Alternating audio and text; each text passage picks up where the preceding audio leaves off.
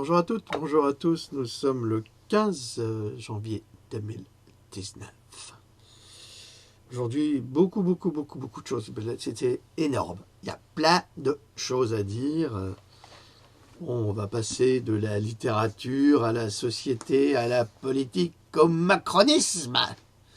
On a beaucoup de choses à dire. Je voudrais vous lire un passage d'un texte admirable.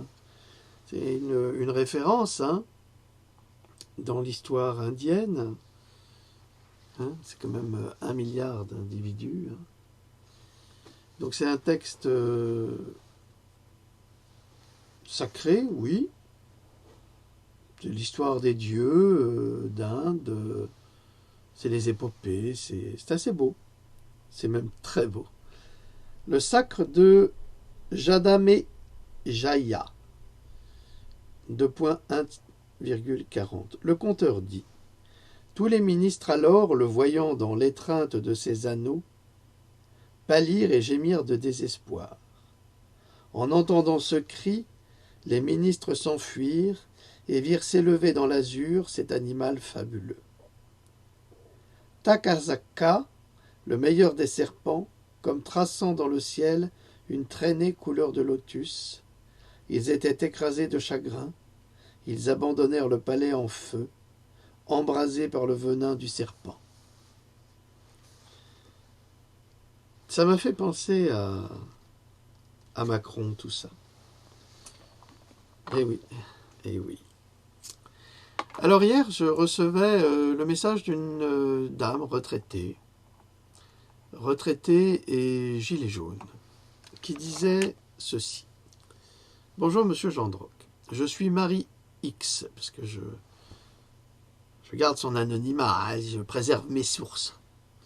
Je suis Marie X, je suis sur le groupe Les Gilets jaunes, le mouvement de Hayk, alors H-A-Y-K. Et ce matin, avec le grand débat, je me sens complètement perdu.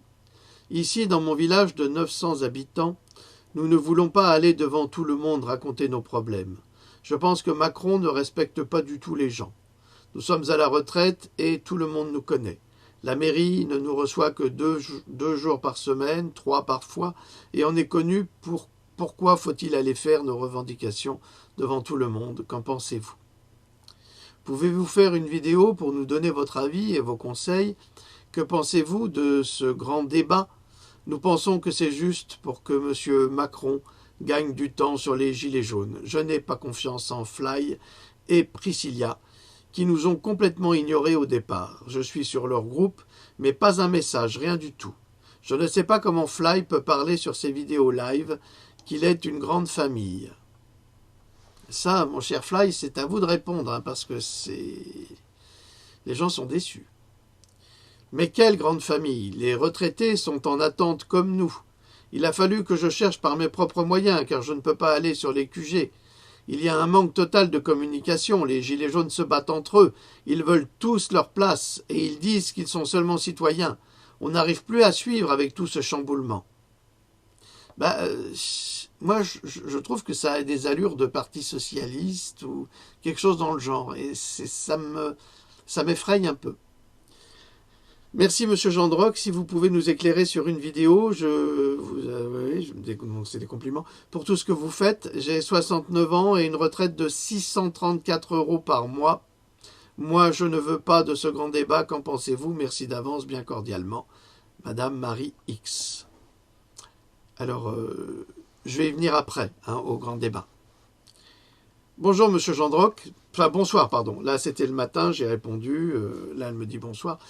Bonsoir Monsieur Gendroc, merci pour votre réponse. Oui, mon mari me dit la même chose que vous, que ce grand débat, c'est pour démolir le mouvement des Gilets jaunes. Nous n'avons pas voté pour ce monstre Macron, et nous n'avons pas fini. Il va y avoir des morts, et ça me fait tellement peur. Ma fille manifeste sur les ronds-points, croyez-moi que les Gilets jaunes auraient bien dû se structurer depuis le début, mais ils ne font que se disputer. Encore ce soir, Priscilla Ludowski, que je ne sentais pas depuis le début, vient de faire une histoire à Éric Drouet. Le pauvre, c'est la victime de ces personnages qui veulent tirer la couverture à eux. Priscilla et Fly ne sont pas très intelligents. Preuve à la pluie. Priscilla a fait paraître sur le groupe France en colère un article. On vient de lui demander de l'enlever. Mais Fly, toujours monsieur qui sait tout, vient de mettre une vidéo pour dire que des absurdités. Il sème le trouble, et ça a mis les Gilets jaunes dans le doute. Donc voilà pourquoi je vous demandais si le groupe Les Gilets jaunes, le mouvement, avec Ayak Shahinian, était honnête. Je ne peux pas vous répondre sur ce point. Je ne peux pas vous dire que si c'est honnête ou malhonnête. Je n'ai pas le droit de dire une chose pareille. Je suppose qu'il est honnête. Je suppose, je l'espère. Il y a des choses très étranges dans les Gilets jaunes. Et comme je suis une mamie, je constate dans mon coin. Mais je vous avoue que je perds un peu confiance. De plus, on ne veut pas du grand débat. Mais voilà, les Gilets jaunes auraient dû faire plus vite pour mettre les choses en place. Le 5 janvier, le mouvement des Gilets jaunes, le mouvement sont allés à Marseille pour justement commencer à se structurer. Car voir ce carnage nous fait froid dans le dos.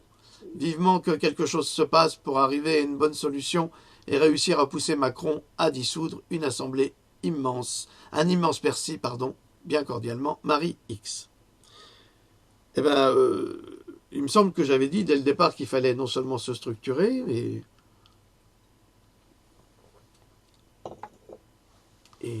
là, ça prend beaucoup de temps, alors que le groupe de Priscilla et Fly Reiner, il a l'air, lui, de se structurer. Donc il y a vraiment des luttes internes qui sont intestines, comme on dit, et malvenues, parce que c'est pas une grande famille du tout.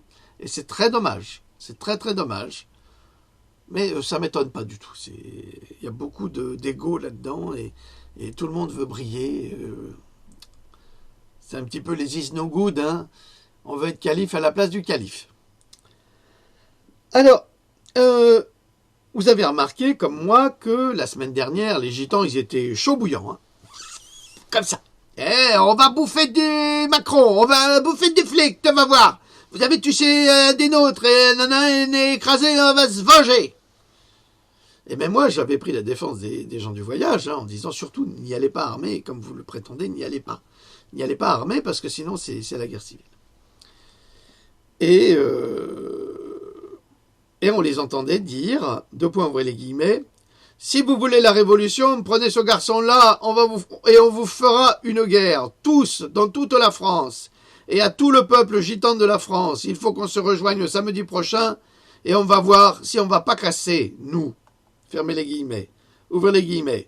Je peux te dire que là, maintenant, on va les essouffler, les CRS. On va tellement vous en faire baver que vous allez descendre de votre piédestal. Fermez les guillemets. Ouvrez les guillemets. Les gitans, c'est comme les braises. Quand tu as une braise qui est bouillante et que tu souffles dessus, ça ravive une flamme. Tu as attisé le feu, comme tu as attisé la haine. Tu vas attiser tout le peuple gitan. Et quand il va vraiment se réveiller, ça va être autre chose que ce qui se passe en ce moment. Là, on va te faire du dégât. Là, on va te faire du grabuge. Alors là, quand on a écouté toutes ces vidéos, enfin ces deux, trois vidéos, ben on s'est dit, mince, ça va péter, ça va être terrible. Et ben on les a pas vus. Alors j'avais appelé les gitans au calme, car la violence ne résout rien, mais je n'aurais pas la prétention de croire avoir été entendu par eux. Mais samedi 12, les gitans, qui étaient comme des braises dans la semaine, se sont dégonflés. Pourquoi ? Qui a éteint cette braise ? Certainement pas moi. Alors qui ? Hier, j'ai vu une photo de Brigitte avec un ancien de la communauté du voyage, et alors j'ai dit non, ils n'ont pas fait ça. Ils n'ont pas été achetés par le méchant petit homme tout de même. Si, amis gens du voyage, vous avez une explication, elle est vraiment la bienvenue. Elle serait vraiment la bienvenue.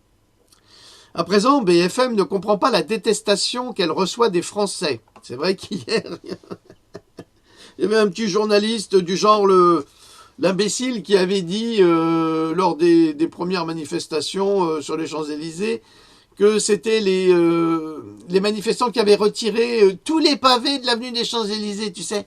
Et ils étaient arrivés le matin, puis ils avaient tout retiré. C'est des super ouvriers. Hein. En fait, c'était les travaux du tram, quoi. Ah, mais il y a un niveau de connerie chez certains journalistes qui est abyssal. C'est fabuleux. Donc, hier, BFM ne comprenait pas la détestation du public et surtout des Gilets jaunes pour BFM. Il y avait un journaliste qui était dans le cortège de BFM puis qui parlait et il s'est pris une tarte. Mais pourquoi? Ah, mais BFM, si vous ne comprenez pas pourquoi, je crois que soit vous êtes des menteurs pathologiques, soit vous êtes des hypocrites ou alors des imbéciles. Mais je penserais plutôt pour la deuxième version. Alors, à présent, BFM ne comprend pas la détestation qu'elle reçoit des Français. Pourquoi tant de haine pour une chaîne d'information qui ne dit pas tout et qui a une fâcheuse tendance à ne montrer qu'un seul aspect de la réalité, soit tout le contraire du journalisme. BFM fait du journalisme partisan et pro-gouvernemental qui méprise le peuple et ses revendications. Alors ça, c'est une explication que je me permets de donner à BFM, puisqu'ils sont toujours là à donner des leçons, à faire des grands débats, à dire merci de contribuer à la haine du journalisme. Mais c'est pas du journalisme que vous faites. C'est du journalisme partisan, ce qui est contre toute forme de journalisme. C'est un journalisme de propagande. Et évidemment, votre patron est un grand ami de M. Macron, donc vous avez des ordres et vous les suivez. Mais vous savez, Maurice Papon aussi avait des ordres et il les a suivis. Il a finalement été jugé 50 ans plus tard. Il a été jugé. C'est à vous de voir. Soit la vérité est plus forte que votre confort, soit votre confort vaut toutes les mauvaises vérités et tous les plus beaux mensonges. Alors, le grand débat national, nous y arrivons, Marie, nous y arrivons. Alors, une phrase d'Emmanuel Macron. Le grand débat n'est ni une élection, ni un référendum, Emmanuel Macron. Alors, pourquoi le présenter comme une nouveauté capable de changer la vie des Français, alors que Macron voit ses équipes de campagne démissionner puisqu'il n'écoute personne? Pourquoi ce grand débat? Il ne sert à rien. Macron, c'est le partisan des choses qui ne servent à rien pour le peuple, mais qui servent à tout pour les riches. Et le grand débat, c'est un petit peu... d'abord, c'est l'hôpital qui se moque de la charité. Et ensuite, c'est pour diviser les gilets jaunes. C'est-à-dire que... on va donner de l'espoir aux gilets jaunes avec ce grand débat. Mais, je répète la phrase d'Emmanuel Macron, le grand débat n'est ni une élection, ni un référendum. C'est-à-dire qu'il n'a aucune valeur. Et vous allez voir, j'y viens. Hier, je vous ai parlé de Victor Hugo, qui est pour moi un sommet de la littérature française, et puis de la philosophie, et de la poésie, entre autres. Et j'ai repris encore un passage de Napoléon le Petit, parce que c'est admirable. En 1848, le citoyen Louis-Napoléon Bonaparte déplia un papier et lut un discours, exactement comme le fait Macron. Dans ce discours, il annonçait et il installait le ministère nommé par lui et il disait « Je veux, comme vous, citoyens représentants, rasseoir la société sur ses bases, raffermir les institutions démocratiques et rechercher tous les moyens propres à soulager les maux de ce peuple généreux et intelligent qui vient me donner un témoignage si éclatant de sa confiance. » Alors, il y a 80% de Macron, sauf les mots de ce peuple généreux et intelligent.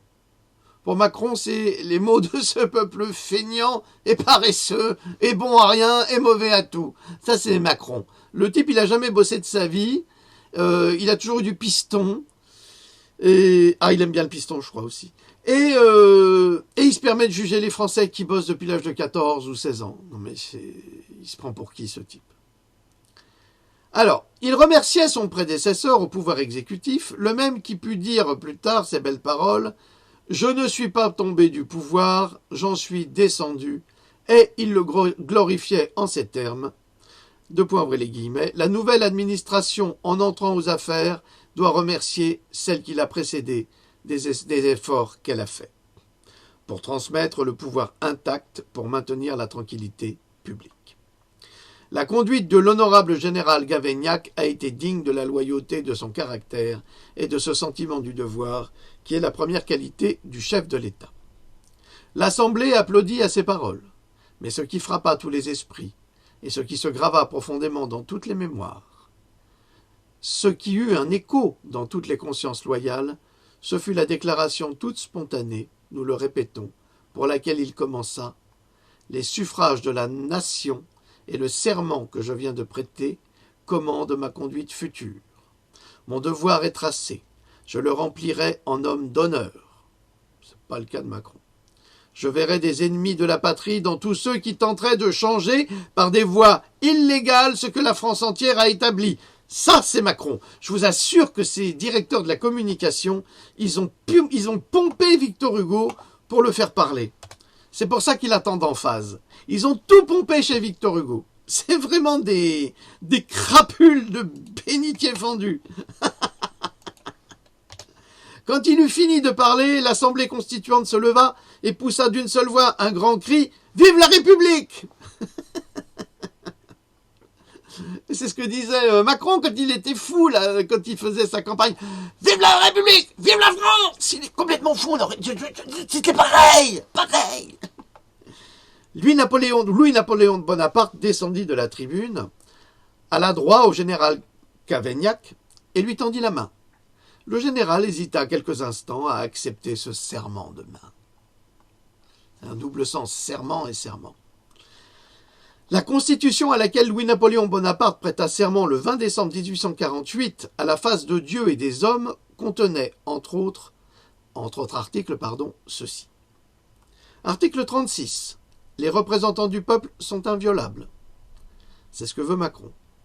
Article 37. Ils ne peuvent être arrêtés en matière criminelle, sauf le cas de flagrant délit, ni poursuivis qu'après que l'Assemblée a permis la poursuite.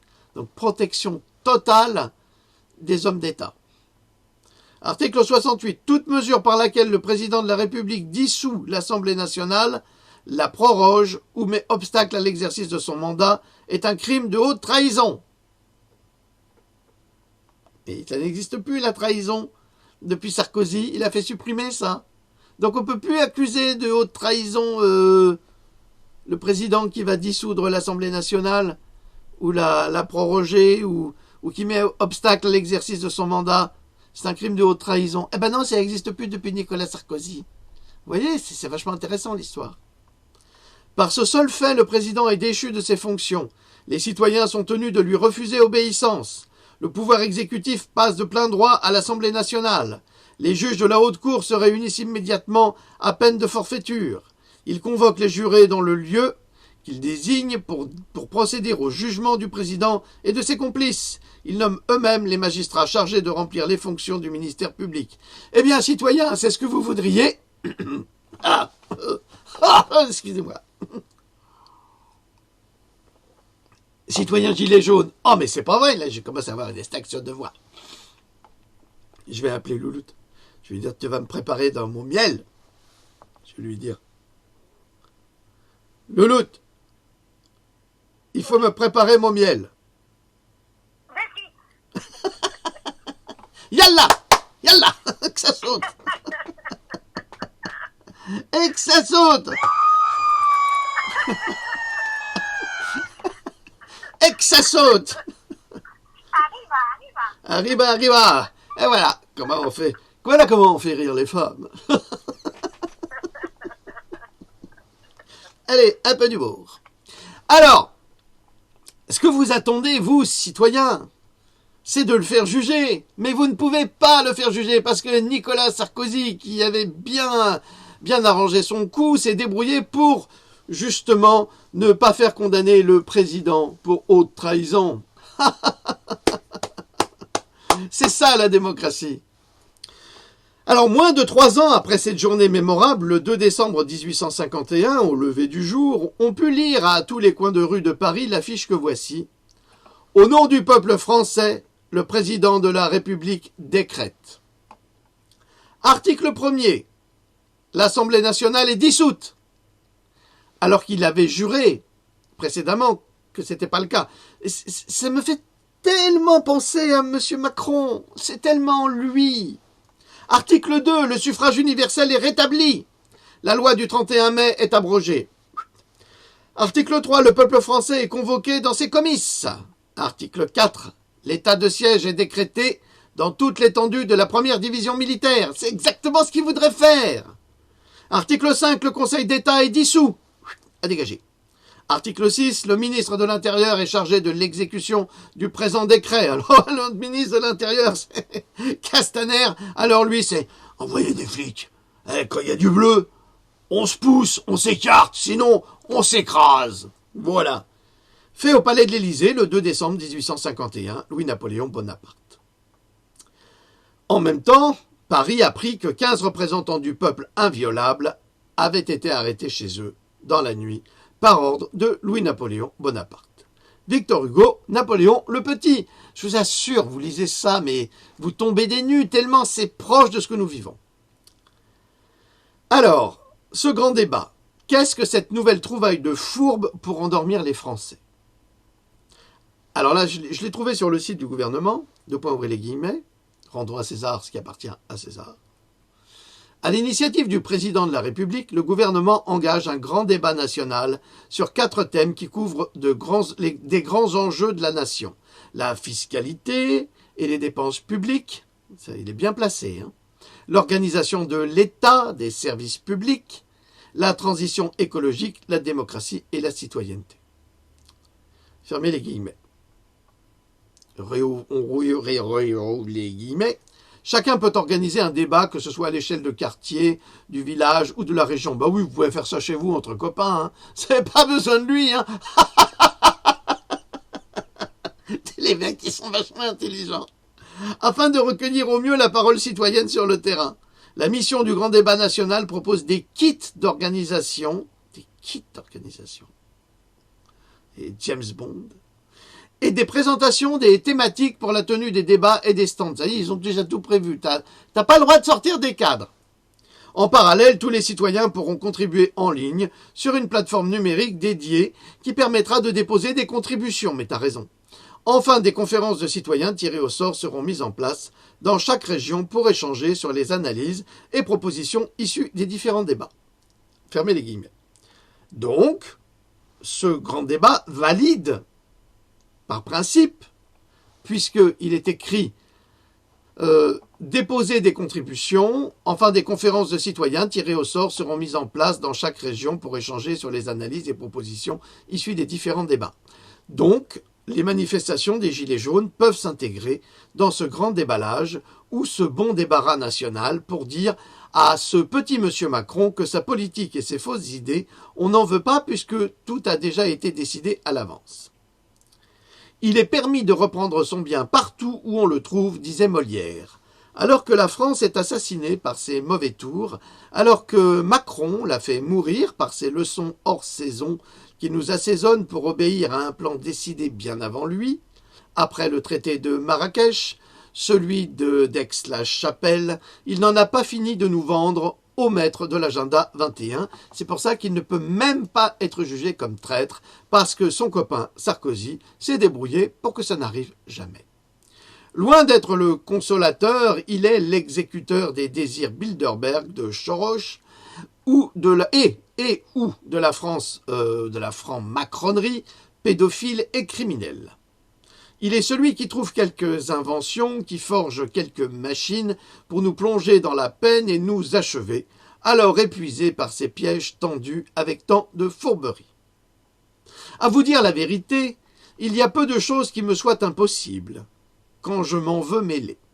J'ai sans doute reçu du ciel un génie assez beau pour toutes les fabriques de ces gentillesses d'esprit, de ces galanteries ingénieuses à qui le vulgaire ignorant donne le nom de fourberie. Et je puis dire sans vanité qu'on n'a guère vu d'homme qui fut plus habile ouvrier de ressorts et d'intrigues, qui ait acquis plus de gloire que moi dans ce noble métier. Molière, Les fourberies de Scapin, acte 1, scène 2. Souvenez-vous, à la fin du gouvernement Hollande, un autre incapable, celui-ci avait organisé une prétendue consultation citoyenne durant les nuits debout, qui avait abouti à la loi vaccinale, comme si les citoyens avaient décidé d'eux-mêmes de vacciner leurs enfants pour leur bien. Le lendemain de l'élection du président Macron, celui-ci imposait la loi sur les 11 vaccins obligatoires, non pas pour la santé des enfants, mais pour la santé économique des laboratoires qu'il avait soutenus financièrement lors de sa campagne présidentielle. Tout n'est que fourberie et tricherie manifeste. Prenons par exemple la transition écologique. Étonnamment, Nicolas Hulot a quitté le gouvernement Macron, car il a constaté qu'il ne pouvait en aucun cas mener une transition écologique cohérente sans être pieds et poings liés par une volonté économique cannibale des lobbies industriels. La transition écologique pour Macron, c'est encore une justification de la destruction de l'écologie à travers les chemtrails, les nanotechnologies, les vaccins, l'empoisonnement des populations en imposant de fausses solutions qui vont dans le sens inverse de la nature et de sa logique de fonctionnement, comme si ce tigre de papier savait quelque chose de la jungle. Il ne connaît aucun sujet et les connaît tous, mais très mal. Les seuls qu'ils connaissent, c'est celui de l'évasion fiscale et de la fiscalité, qui doit bien lui faire plaisir le soir au coin du feu avec qui il voudra. La fiscalité, pour Macron, c'est comme voler l'argent des Français en prétextant contribuer à l'effort national décidé par les commissaires européens. La France ne peut plus décider pour elle-même. C'est Bruxelles qui décide pour elle. Alors ce grand déballage de clownerie macronesque, c'est du pipeau Nestlé, un truc de joueur de flûte pour entraîner les rats que nous sommes dans le gouffre abject de la misère sociale. Il faut se laisser vaincre pour avoir de l'humanité, et l'homme ne supporte ni de perdre, ni d'être humain. Comment, pandard, vaurien, infâme, indigne de la nation, comment oses-tu bien paraître devant les yeux du peuple après tes mauvais débordements, après le lâche tour que tu lui as joué? Est-ce là le fruit de la souffrance du peuple, Marot? Est-ce là le fruit de tes soins? Le respect qui lui est dû? Le respect que tu lui conserves? Allons donc. Tu as l'insolence, fripon, de t'engager, sans le consentement de toute la nation, de contracter une révolution citoyenne que tu accuses d'être clandestine. Réponds-nous, coquin, réponds-nous, voyons un peu tes belles raisons. Oh, que diable, tu demeures interdit. Encore une preuve de ta culpabilité criminelle.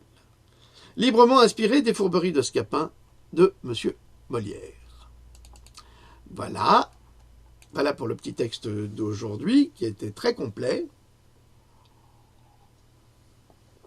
Alors, le grand débat, c'est pour enfumer les Français, comme Hollande a enfumé les Français avec la vaccination, que son ami Macronescu a repris avec bonheur une fois élu.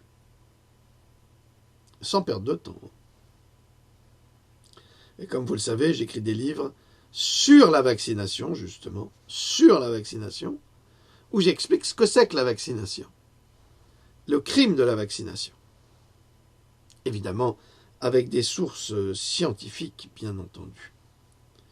Parce que ça ne sert à rien de donner son avis si on n'est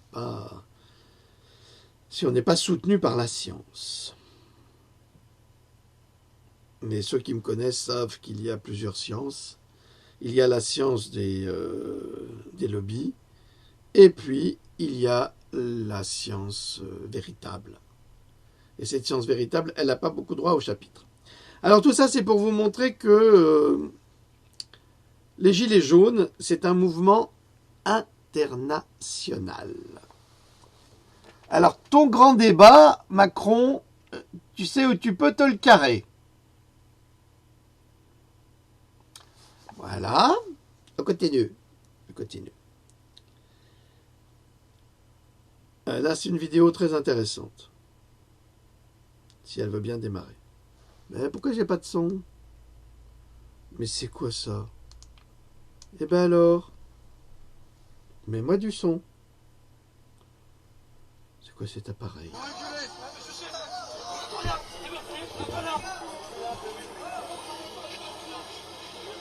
De vous faire entendre raison, c'est un peu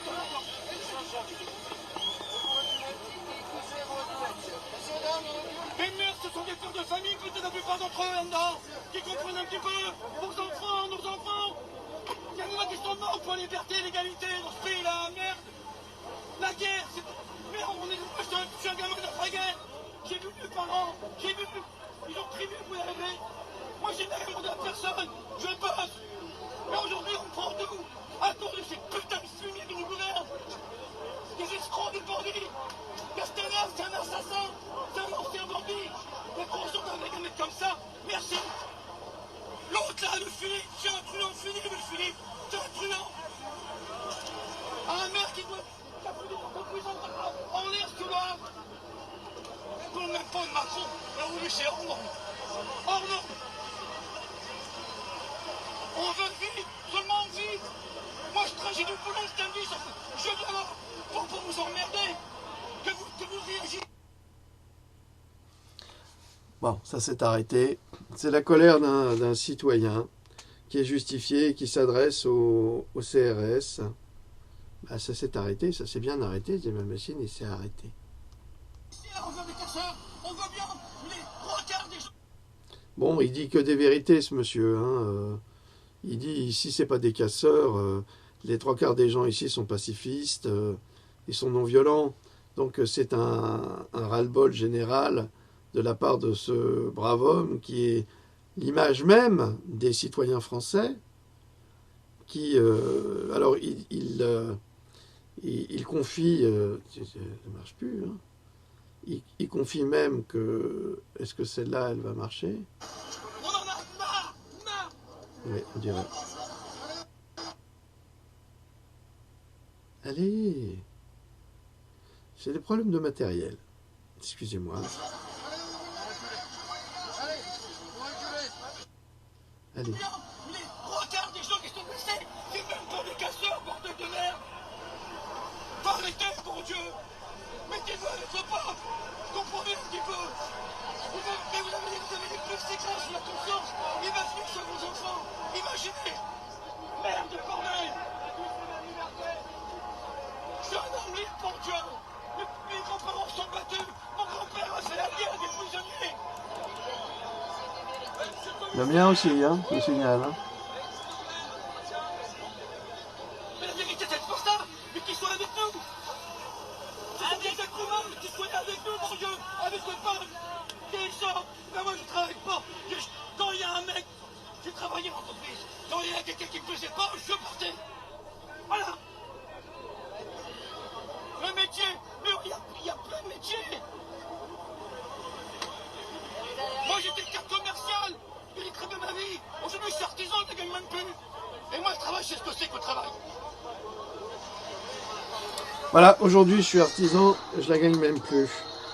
Puis après, il y a une dame qui va parler à un policier et lui expliquer que si ça continue comme ça va finir. Tout le long de la Seine, il y avait les bateaux avec les touristes, ils nous applaudissaient, ils prenaient des photos, ils nous posaient des questions. Vraiment, on a eu un succès monstre aujourd'hui. Et contrairement à ce qu'ils pensent, le mouvement va redémarrer, mais sous une autre forme. À mon avis, là, le visuel, il y est, mais il va y avoir des nouvelles méthodes et les gens, ils vont boycotter la demande de réunion de Macron, c'est certain. J'ai vu qu'il allait avoir un grand débat, mais qu'il y a une question qui est... Ça marche pas, ça marche pas. Ça marche pas, c'est du matériel... Tout le long de la Seine, il y avait les bateaux avec les touristes, ils nous applaudissaient, ils prenaient des photos. Attends, bonhomme, attends. On va pas reprendre ça. Mais parce qu'il dit des choses très intéressantes, ce monsieur. Voilà, est-ce que je peux le mettre comme ça? Voilà, ça... Ah si. Allez. Ils applaudissaient, ils prenaient des photos, ils nous posaient des questions. Vraiment, on a eu un succès monstre aujourd'hui. Et contrairement à ce qu'ils pensent, le mouvement va redémarrer, mais sous une autre forme. À mon avis, là, le visuel, il y est, mais il va y avoir des nouvelles méthodes et les gens, ils vont boycotter la demande de réunion de Macron, c'est certain. J'ai vu qu'il allait avoir un grand débat, mais qu'il y a une question qui est interdite, c'est la question sur l'immigration. Ah oui. Alors que il paraît que c'est la première préoccupation des Français. Qu'est-ce que vous en pensez? Alors moi, ce que j'en pense, c'est clair et net. Moi, j'ai travaillé un peu à la coopération, donc je sais de quoi je parle. Quand vous voyez simplement au niveau de Marseille, vous voyez les logements des gens. Vous allez à Perpignan, où on critiquait le maire qui avait rasé des quartiers. Mais écoutez, c'est des quartiers, c'est des zones de non-droit. Vous allez dans les banlieues, il y a eu 1000 véhicules de brûlés, il n'y a pas eu de flics, on n'a rien entendu à la télé. Vous avez un gilet jaune où il y a un petit casse, ça y est, on en fait une affaire d'État. Quand vous songez qu'en France, il y a 300 000 personnes nettes qui débarquent, il y a au moins 800 000 ou près d'1 million de clandestins. J'ai rien contre ces personnes, mais simplement on est en crise économique. On a des millions de chômeurs. On ne peut plus accueillir la terre entière. Alors ils disent « Oh, Marine Le Pen, c'est une fasciste ». Non, moi je dis simplement que le MEDEF, il ferait bien de réfléchir, parce qu'ils veulent avoir des salaires bas, et qu'est-ce qu'ils font? Eh bien, il faut rentrer de l'immigration, et ils font des travailleurs détachés, mais les contrats, ils viennent pas chez nous. La France, c'est un pays donateur. La Banque de France, etc., elle n'existe plus. On donne 50 milliards à des banques privées pour des intérêts. Alors les immigrés, moi, j'ai rien contre eux, mais enfin, il faut qu'on commence à faire travailler les nôtres. Simplement, il faut que ça cesse. Il faut que ce régime cesse. L'immigration nous coûte 84 à 85 milliards, plus les taux d'emprunt, on arrive à presque 100 milliards par an. Ça suffit.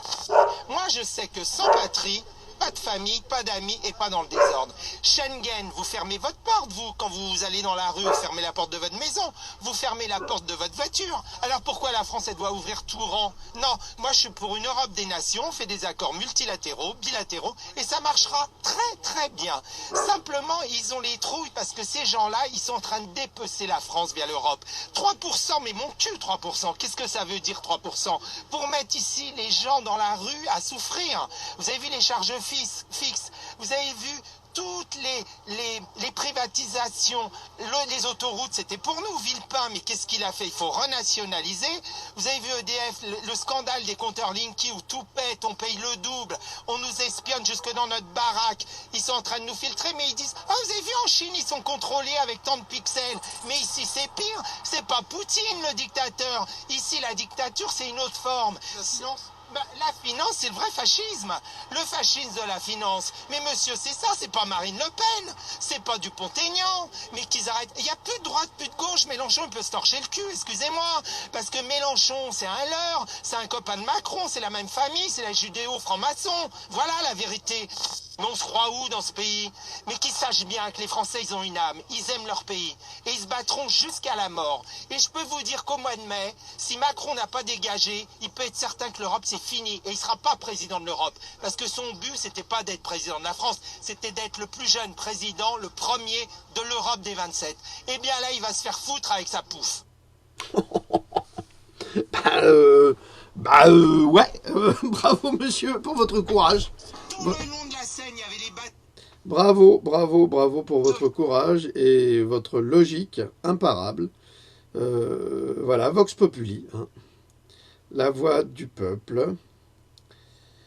Alors, Gilets jaunes, un avocat organise un réseau d'aide juridique gratuit pour les victimes. Je l'ai posté sur ma page Facebook, hein, donc c'est accessible.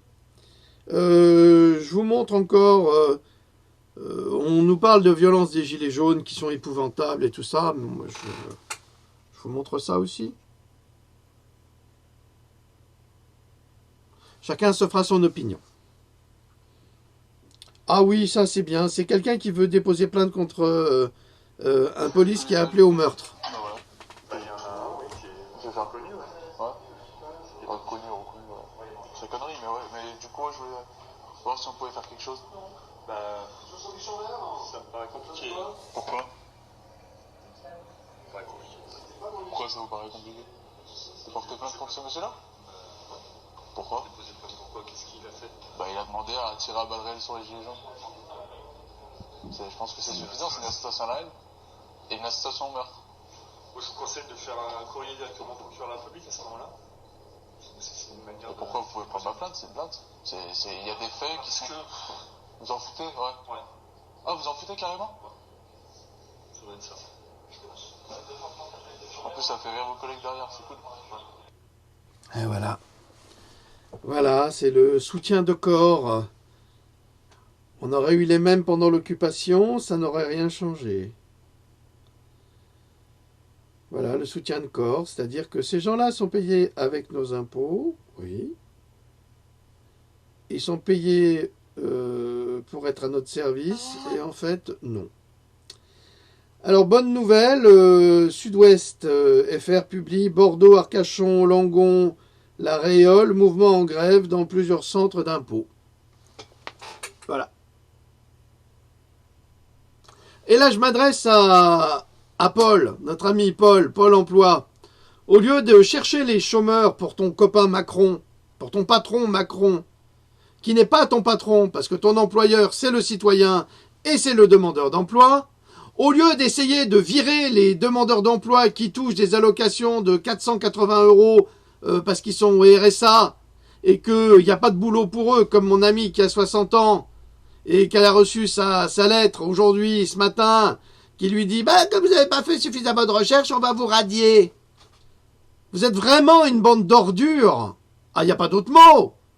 Qu'est-ce que ça veut dire, radier? Vous avez des offres d'emploi pour des femmes de 60 ans ou des hommes de 60 ans? Vous en avez? Qu'est-ce que ça veut dire? C'est pas sérieux, ça. Et alors, vous culpabilisez les gens parce qu'ils ne trouvent pas d'emploi à 60 ans? Mais quel est le patron qui veut embaucher quelqu'un de 60 ans? On n'est pas au Japon.